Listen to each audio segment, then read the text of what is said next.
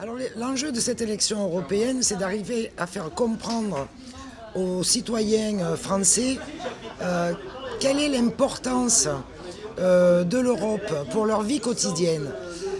En même temps, on parlait avec des pêcheurs tout à l'heure, en même temps les citoyens ont le sentiment que l'Europe est quelque chose de très éloigné d'eux. Et en même temps, les pêcheurs disaient tout à l'heure que les contraintes qu'ils subissaient au jour le jour, c'était l'Europe. Ça veut dire qu'en même temps, l'Europe, c'est très près.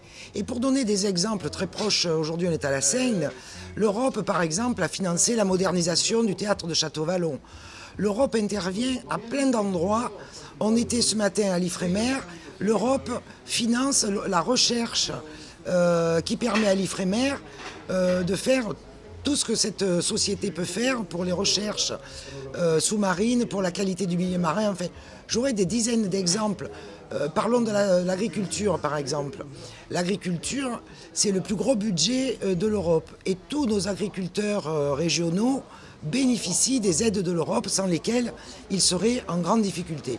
Alors voilà, moi ce que je voudrais dire aujourd'hui, et je parlais d'agriculture, c'est qu'il y a un gros changement, c'est que nous allons élire pour la première fois le président de la Commission européenne qui sera issu de la majorité qui sortira de cette élection.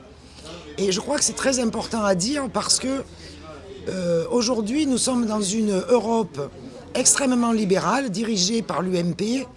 Et je parlais tout à l'heure d'agriculture, je disais, les agriculteurs ont vu quelles étaient les limites du libéralisme quand l'Europe a voulu libéraliser les droits de plantation.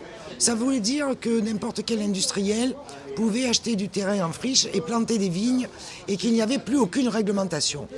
Voilà, donc c'est vraiment, je voudrais dire aujourd'hui aux citoyens français et particulièrement à ceux de notre région que si la France veut pouvoir changer sa politique, il faut qu'on puisse changer la politique au niveau de l'Europe. Et il faut aujourd'hui voter pour Martin Schulz, c'est-à-dire pour la liste de gauche dans le sud-est comme partout en France, pour que l'orientation de l'Europe puisse enfin changer.